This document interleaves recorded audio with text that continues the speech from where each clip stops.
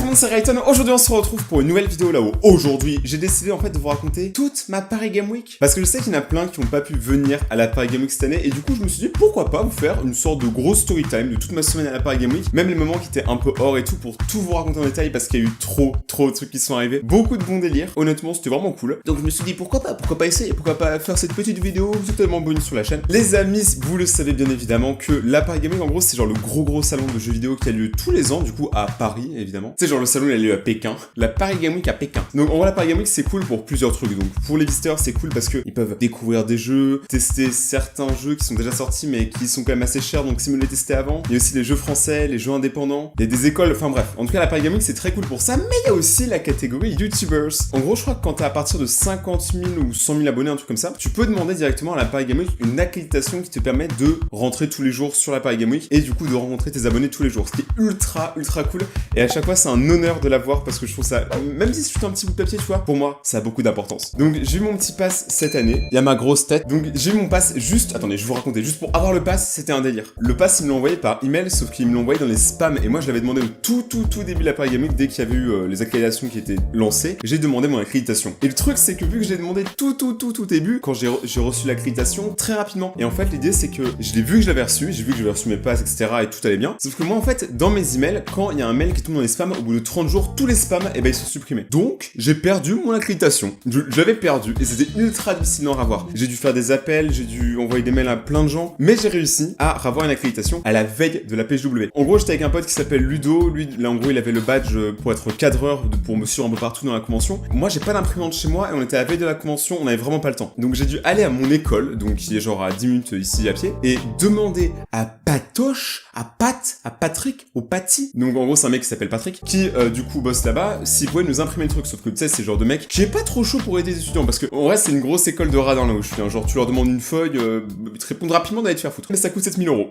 Je devais imprimer le billet et on n'a pas le droit d'imprimer là-bas, mais il nous a fait une fleur, et il nous a dit ok les gars, bon vu qu'il y avait personne, vu que c'était les vacances, je vous imprime vos trucs. Donc on était super contents, on avait eu nos places, etc. C'était trop bien. Donc bref, on a eu nos places, c'est pour ça que c'est en noir et blanc, c'est pour ça que c'est tout moche, etc. Et du coup, qu'est-ce qui s'est passé une fois qu'on avait nos places? Et bah c'était encore pire qu'avant parce que, en fait, cette année, je crois qu'aussi l'année dernière, mais je me suis pas trop renseigné. Quand on a un pass, en fait, le problème c'est qu'il est scanné. Et en fait, on te le scanne en entrée. Et pour éviter les fraudes, tu peux pas ressortir avec le pass et re-rentrer, etc.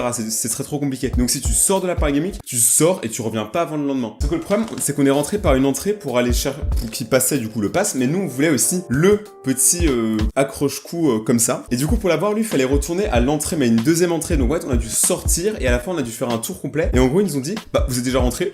On vous fait pas rentrer. En gros, on est arrivé juste devant les vigiles, sauf que le vigile a été ultra cool avec moi et a décidé de me laisser passer, mais il a dit c'est vraiment juste parce que c'est le premier jour, on vous fait une fleur et c'est la seule, et il a été super gentil, donc merci beaucoup. Parce que sinon, en gros, on rentrait pas. En gros, ça veut dire genre on rentrait pas de la journée, donc bah il était 8h du matin, au revoir, tu vois, genre normal. Ils faisaient leur boulot, donc c'est quand même en normal, et maintenant je le sais pour les autres années qu'il faut jamais sortir, faut pas sortir. Sauf que cette année, ce qui est très cool, c'est que j'ai été invité en VIP, je sais pas comment dire. Quand t'es invité en VIP par du coup un network ou par la convention en général, je sais pas trop comment ça se passe. Ce qui est trop cool, c'est qu'en fait, tu vas pas dans le e-lunch, qui est en gros l'endroit où tous les créateurs de contenu y vont. Tu vas dans une sorte de social corner, ça s'appelle, qui est uniquement du coup réservé aux gens qui ont été invités. Et c'est trop bien là-bas, parce qu'en gros l'idée c'est que j'ai pu rencontrer beaucoup de bons youtubeurs, et même des youtubeurs que je regarde pas beaucoup, mais qui ont l'air intéressants. Par exemple, j'ai pu rencontrer The Kairi, j'ai pu rencontrer Michou, Seros. D'ailleurs, Seros de la team Horror, on a fait une photo ensemble juste là.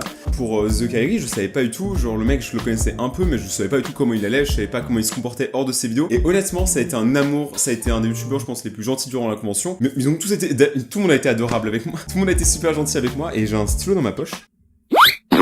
En gros, tout le monde a été super gentil, mais c'était juste trop agréable de voir les gens hors de leur vidéo parce que du coup, ils étaient pour certains hors de leur personnage et on voyait leur vraie personnalité. Donc c'est trop cool. Bon, après, je peux pas tout vous raconter parce que ça c'est un peu parti en chouquette à des moments, mais en tout cas, j'ai pu rencontrer plein de gens et ça s'est ultra bien passé. Donc merci beaucoup Wizedeo pour l'invitation au Corner VIP. C'était vraiment super cool et ça aidait vraiment beaucoup à faire des contacts, à voir des amis, etc. que j'avais pas vu depuis longtemps. Donc c'était trop bien. Honnêtement, c'était trop bien. Cœur sur vous, cœur. Mais bref, maintenant on va passer sur les trucs un peu rigolos. En gros, les amis, cette année, je suis venu avec deux personnes. Donc j'avais Ludovic qui est en gros mon cadre cadreur pour les vidéos, et Ryan, qui est en gros un ami à moi, mais qui lui gère des team e-sport, etc. Et cette année, en fait, Ryan, en fait, on a remarqué qu'il ressemblait énormément, et d'ailleurs on l'a remarqué pendant tout le lycée, parce que c'est un ami de lycée, qui ressemblait à Madiba. Oh putain, j'ai une remontée gastrique, faut que j'arrête de manger du chocolat. Je sais pas roter, hein, je vais lui faire je sais pas siffler, je sais pas roter, franchement, moi je suis un déchet. Mais du coup, ce que j'essaie d'expliquer, c'est que je l'appelle Madiba par défaut, parce qu'en fait, il ressemble énormément au youtubeur Madiba. Genre vraiment, ils se ressemblent comme deux gouttes d'eau. Et du coup, pour le fun, on s'est dit que pendant la convention, on allait le cosplay en Madiba. Donc on n'avait pas les lunettes et tout qu'il a dans ses vidéos Madiba. Donc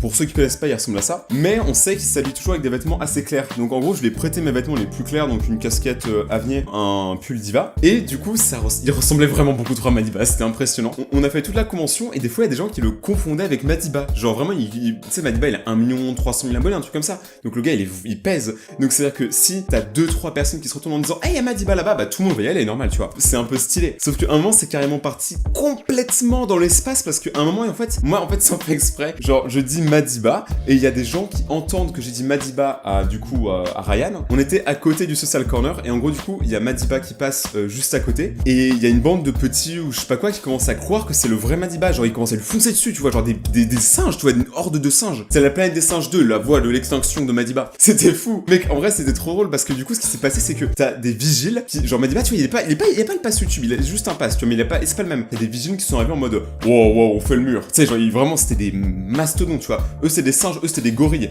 Et genre, les gorilles, tu vois, ils ont arrêté les singes et c'était n'importe quoi. En gros, le mec, il est pas du tout connu, personne le connaît, mais le gars, il est plus populaire que la moitié des gens de la convention. Genre, en gros, il y a vraiment des gens qui ont fait ça et du coup, ça a fait une mini-émeute et c'était trop marrant. Enfin, lui, en gros, au début, il a pas trouvé ça marrant, mais avec le recul, il a trouvé ça trop drôle. Mais nous, en vrai, avec Ludo, on se tapait des grosses barres parce que c'était incroyable. Genre, de voir que les gens, juste, ils entendent le nom d'un youtubeur, ils pensent que c'est lui. Par exemple, attendez, il y a une fille, à un moment, qui se retourne et qui dit il y a Vodka Prod. Donc le mec, il a, je crois, 2 millions d'abonnés, un truc comme ça. D'ailleurs, je l'ai vu, donc il est très sympa aussi. En gros, il y a une fille qui me voit et qui me dit que je suis Vodka. Tu vois, genre, là, pour le coup, il y a aucune ressemblance. Vraiment zéro ressemblance. Genre, regardez les deux. Et du coup, la fille, elle dit qu'en gros, je ressemble à Vodka, etc. Et il y a des gens qui se retournent et ils se retournent tous en mode où il est où Sauf qu'ils me cherchaient, mais je ressemble pas à Vodka, tu vois. Donc, je comprends pas. Il y a des gens, voilà. D'ailleurs, en parlant de ça, en parlant des ressemblances, vous savez, quand je vous disais que Madiba, Ryan ressemblait beaucoup à Madiba et Madiba ressemble beaucoup à Ryan, j'ai carrément fait pire que ça. En gros, je suis allé sur mon téléphone et sur mon téléphone, ce qui s'est passé, c'est que j'ai pris une photo avec Ryan comme ça, dans le vide, et j'ai mis avec Madiba, merci pour la photo, mon Macaille ou je sais pas quoi sur Twitter. D'ailleurs, suivez-moi sur Twitter. Le vrai Madiba, il a répondu, c'était trop bien. Genre le vrai Madiba, genre l'officiel, etc. Il a répondu du coup au tweet, il a RT tranquillement, il a dit avec plaisir gros. Et du coup, c'était trop drôle parce que, en gros, quand on a su ça, on était dans la voiture, en fait, on avait passé une journée ultra fatigante parce qu'on a rencontré plein d'abonnés, on a fait des animations, etc. Et genre à la fin de ta journée, t'as ça qui égaye encore ta journée. Tu vois, on était tous dans la voiture, on rentrait tous chez moi parce qu'en fait, on a tous dormi ici, donc à l'appart pendant une semaine. Genre quand tu voyais que Madiba avait RT, mon téléphone, il vibrait tout le temps après. Hein. Genre en gros, j'avais tout le temps des notifications, etc. Honnêtement, c'était trop drôle. Genre on a fait un buzz et tout, il y a eu des mimes qui sont sortis. Dites-vous que c'est parti de rien du tout. C'était trop drôle. Donc ça, c'était une première anecdote. Aussi, ce qui s'est passé, c'est que j'ai rencontré beaucoup d'abonnés, honnêtement. Et c'était un peu bizarre. En gros, le premier jour, je suis arrivé avec ma barbe. Et j'avais une barbe à l'époque, je vais vous expliquer. En gros, je suis arrivé avec ma barbe, tu vois. J'arrive dans la convention et il y a un mec qui me reconnaît. On prend la photo, tout va bien. Tout se passe bien. Honnêtement, tout se passait bien. Sauf que après, le reste de la journée, pas trop. Moi, en gros, je suis assez connu pour être invité, mais je suis pas assez connu pour me prendre pour une rosta, tu vois, normal. Je suis pas une star et j'ai pas envie de devenir une star, tu vois, ou du moins de me comporter comme un connard. L'abonné me reconnaît, mais en fait, par défaut, je me suis pris un gros coup de pression parce qu'après, durant le reste de la journée, j'avais quasiment personne qui m'a reconnu. Et je dis pas ça pour être prétentieux ou quoi, mais moi, j'ai une peur, c'est de me dire que je suis pas du tout éligible à venir ici, genre que je suis pas légitime à être invité, à faire des trucs avec d'autres youtubeurs si personne me connaît, tu vois, normal. Honnêtement, j'ai eu très peur et je me suis dit c'était à cause de ma barbe. Parce qu'en fait, elle avait vraiment beaucoup poussé depuis la dernière vidéo. Et du coup, j'avais une grosse barbe. Et du coup, je me suis dit peut-être que les gens, ils me voyaient, mais ils savaient pas si c'était moi à cause de la barbe. Donc le lendemain, j'ai rasé ma barbe. Et là, t'as tout plein d'abonnés qui m'ont reconnu. Je pense qu'on a dû monter au moins une centaine d'abonnés dans toute la convention. C'était quand même fou. En gros, j'ai pris beaucoup de photos, beaucoup de câlins, beaucoup d'amour. C'était trop cool parce qu'il y avait vraiment beaucoup de gens qui ont reconnu du coup, moi. Et c'était trop bien parce qu'ils étaient tous adorables. Honnêtement, je m'attendais pas du tout à ça et je m'attendais pas du tout aussi à la moyenne d'âge de ma communauté. Honnêtement, il y en avait qui étaient très petits, il y en avait qui étaient très grands, voire plus grands que moi. Et honnêtement, c'était super cool parce que du coup, c'était une vraie diversité et je trouvais que honnêtement, vous étiez très matures. Mes vidéos, elles sont pas matures, mais alors vous êtes super matures. Même à un moment, t'as un petit, tu sais, il avait des lunettes, il avait un petit costard, tu vois, c'était un petit soin, tu vois. Le petit m'a parlé ultra calmement, il m'a fait ça va Rayton, comment tu vas? Et avec cette voix-là, tu vois, tu passes une bonne journée et tout, ça tenterait pas qu'on prenne une petite photo juste comme ça et après je te laisse tranquille. Le mec, il était trop mature. Et j'ai parlé avec des amis youtubeurs et ils m'ont dit que eux c'était vraiment des macaques, tu vois, genre en gros les abonnés ils fonçaient sur eux, ils respectaient rien, ils prenaient la photo, ils se barraient. Moi ils étaient super calmes des fois, genre ils étaient trop posés. C'était comme en contraste avec mes vidéos là où je suis un putain d'énergique. Trop bizarre, mais honnêtement ça m'a fait trop plaisir et je suis très content d'avoir une communauté comme ça parce que vous avez vraiment été tous très respectueux, tous adorables. Mais attendez, maintenant je vais vous dire d'autres anecdotes qui ont pas forcément de rapport et je sautille. Vous savez qu'il y avait eu Halloween, donc étrangement, genre on a fait des soirées tous les soirs, donc des soirées avec des youtubeurs, des soirées presse, des trucs comme ça. Mais on a fait une soirée ici, donc au QG. On a fait la soirée normalement et ce qui s'est passé en gros c'est qu'on s'est tous mis sur le canapé. Enfin il y avait Madiba, enfin Ryan qui était dans le lit et nous on était sur le canapé juste là et la télé est là-bas. Et du coup ce qui s'est passé c'est qu'on s'est dit vas-y c'est Halloween, vas-y on va mater un film d'horreur. Et on est tombé sur un film je crois que ça s'appelle Holidays ou quelque chose comme ça. C'est un film d'horreur en gros qui regroupe plein de petits films de genre 10-20 minutes qui sont sur les thèmes des fêtes. En gros par exemple je sais pas la Saint-Patrick, le lapin de Pâques, la fête des mères, etc. Et c'est vraiment des films qui ont tous rien à voir. Genre, c'est un peu comme du Black Mirror. En gros, il se suffit pas forcément tous. Et c'était nul. Mais c'était vraiment nul. Genre, en gros, nous, on se disait, mec, on va avoir trop peur, c'est claqué, on est tous en train de prendre nos peluches, nos plaids et tout. On disait vraiment, mec, ça va être super effrayant, on va même pas regarder le film. Et en fait, c'était claqué. Vraiment, c'était claqué au sol, claqué au sous-sol, claqué au sous-sol du sous-sol. Franchement, c'était nul. Enfin, c'était pas forcément nul parce que les effets spéciaux étaient géniaux dans le film. Le script, en fait, le problème, c'est le script, pas le jeu d'acteur, c'est juste le script. Par exemple, je donne un exemple et après, on passe à autre chose. À un moment, écoute bien. T'as une petite fille, en gros, qui voit un lapin de Pâques. Un lapin de Pâques, en gros, qui me ressemble un peu, tu vois, genre très grand, mais plus costaud et tout, genre un gros lapin, mais genre ultra flippant. Genre, il faisait pousser des poussins par ses mains. Genre, en gros, t'as des poussins qui sortaient de ses mains. La petite fille, elle voit le lapin, et du coup, elle commence à partir, et moi, elle trébuche, et du coup, t'as le lapin qui l'entend, qui arrive, et qui se met devant elle, et qui est comme ça, tu vois. Genre, grand comme ça. Donc, du coup, t'as la petite fille qui dit, ah, s'il vous plaît, qu'est-ce que vous voulez? Je dirais rien. Avec cette voix-là, oui, c'est une petite fille, elle avait genre 5 ans. Du coup, ce qui se passe, c'est que la petite fille, du coup, elle dit ça, et le lapin, il répond, et vraiment, c'est les mots qu'il a dit, hein. Il répond, touche-moi. Le lapin dit à une petite fille de 5 ans, touche-moi. Donc tu sais, déjà, nous on était en mode, waouh, on s'est trompé de site, c'est pas du tout, d'où c'est sur Netflix, tu vois. Et du coup, t'as la petite fille, elle fait, ok. Et là, tu te dis, mec, il va se passer un truc chelou. Mais en fait, c'était plus chelou que ce que tu penses. En gros, elle a pris son doigt, et elle l'a enfoncé dans une plaie. Genre, le lapin, il avait une sorte de plaie juste là au niveau du nombril. Elle a mis sa main dedans, et du coup, après, le lapin, il a fait, oh.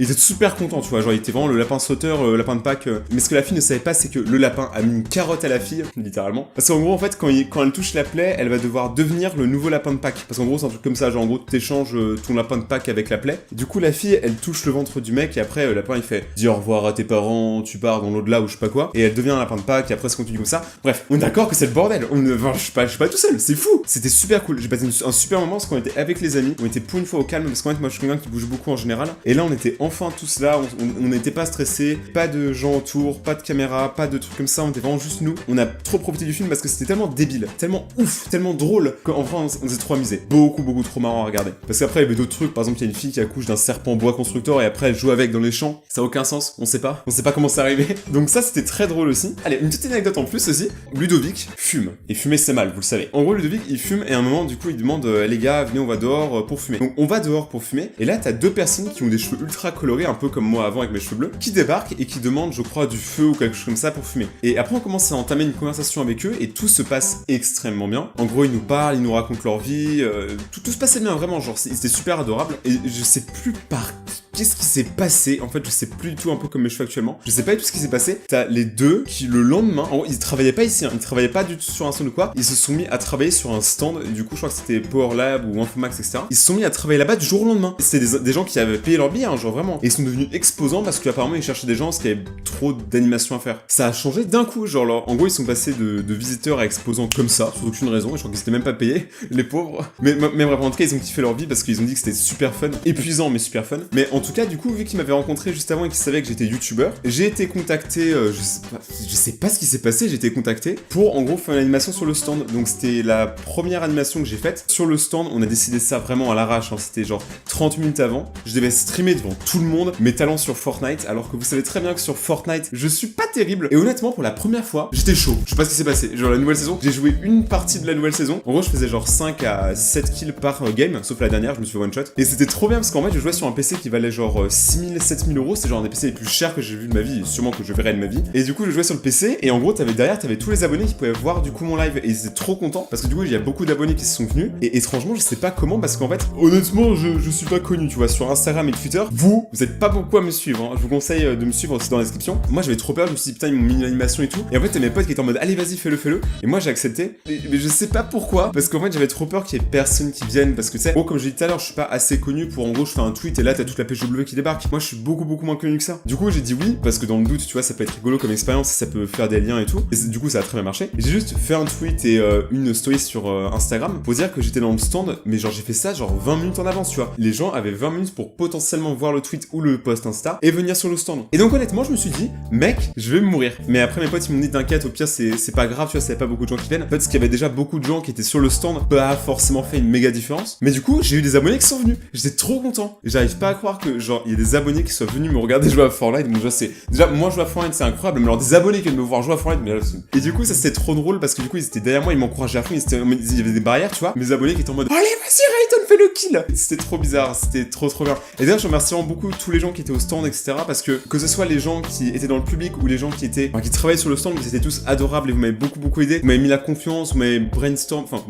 qu'est-ce que je raconte? Parce que pour brainstormer, il faut déjà avoir le cerveau. En gros, vous m'avez beaucoup motivé, vous m'avez apaisé de ouf, et donc c'était super cool comme expérience. Et d'ailleurs, en plus, bientôt, je ne spoil rien, mais il y aura un concours sur Instagram et sur Twitter. Là, vous pourrez gagner des souris, des casques, des tapis de souris. Donc, n'hésitez pas à me follow. Vous risquez de gagner des choses. Moi, je sais, j'ai rien, encore une fois, au revoir. Mais bon, comme quoi, en fait, finalement, c'est un effet boule de neige. Donc, on rencontre une personne qui va faire quelque chose, qui va avoir besoin de nous, donc on va faire un truc pour eux, donc on rencontre les abonnés. En fait, c'est trop ouf parce que du jour au lendemain, en gros, genre, toutes les journées étaient super différentes. Il y avait toujours un événement dans la journée qui disait que c'était la meilleure journée du monde. Par exemple, que My Chemical Romance s'est reformé. Bon, ça sert à rien à voir, mais en gros, mon groupe préféré s'est reformé, donc c'est trop cool. J'ai vraiment passé une semaine de ouf, et en plus, le dimanche, c'était mon anniversaire. Trop bien. En gros, la dernière journée de la Paris Game Week, je rentre chez moi, je suis avec ma famille, tout allait bien, vraiment, c'était super cool. C'était trop bien parce que j'ai vraiment passé une semaine intense. Genre, on a vraiment beaucoup bossé, en gros. En gros, on se levait vers 7-8 heures pour aller à la Paris Game Week. On mettait 1 heure presque, des fois, à y aller, en fait, parce qu'à Paris, trouver une place de parking, c'est absolument horrible. On a vraiment passé une semaine ultra intense, mais j'ai rencontré tellement de gens adorables. Vraiment, j'ai pas vraiment beaucoup de confiance en moi, tu vois, comparé à mes vidéos là où j'ai l'impression de beaucoup montrer que j'en ai. Je me dis que je fais mes vidéos et tout et je me sens grave utile. C'est le moment de la semaine que je kiffe le plus, c'est quand je fais une vidéo. Et là, en fait, voir tout le monde, voir tout ce que toute cette année m'a apporté sur un seul moment, être avec mes amis, être avec ma famille, être avec des gens que j'adore sur YouTube, genre vraiment des gens que j'affectionne beaucoup, qui m'ont soutenu et tout, c'était vraiment super cool. Vous avez tous été là et ouais, j'ai déjà pleuré en repensant à ça, mais vous m'avez vendu du rêve et genre je peux pas forcément vous dire à quel point, genre vraiment c'était le meilleur moment. Je pense que c'était un des meilleurs moments de ma vie. C'était une des meilleures semaines en tout cas. Tout était parfait. Je peux que vous dire merci pour tout ce que vous faites sur la chaîne. Oh, il y avait un autre truc qui était trop, c'est que tous les soirs, avant d'aller se coucher, on rigolait pendant des heures parce que en gros c'était tout débile, mais genre en gros on était tellement fatigué qu'on rigolait de ouf sur des jeux de mots avec les youtubeurs. Je vais pas vous dire tous les jeux de mots qu'on a fait. Vous savez quoi? Essayez, genre faites des jeux de mots avec Rayton. Mais pour vous donner un exemple, pour Rayton avec mes amis, on était au point de dormir, tu vois, mais à chaque fois on rigolait parce qu'on parlait des youtubeurs. En gros moi j'étais habillé en bleu et du coup j'ai mon pote qui m'a dit mais en fait Rayton s'il s'habille en bleu, c'est un Blu-ray. Même là, j'ai rigolé encore. Si vous croyez que c'est facile, ok. Prenez des youtubeurs, ou prenez moi ou n'importe quoi, et allez dans les commentaires et mettez vos meilleurs jeux de mots. Je pense que c'est trop drôle. Mais c'est quoi, je les lirai pour peut-être une prochaine vidéo, genre les meilleurs jeux de mots sur les youtubeurs. Donc faites-vous plaisir, déchirez-vous dans les commentaires. Mais du coup, j'espère que vous avez aimé cette vidéo. Si c'est le cas, bien évidemment, n'oubliez pas le pouce bleu. N'hésitez pas aussi à vous abonner à la chaîne si vous voulez la découvrir et d'activer la cloche pour recevoir la suite des vidéos. Mais en tout cas, merci beaucoup tout le monde d'avoir regardé cette vidéo. Passez tous une très bonne journée. A plus tout le monde, c'était Rayton et ciao.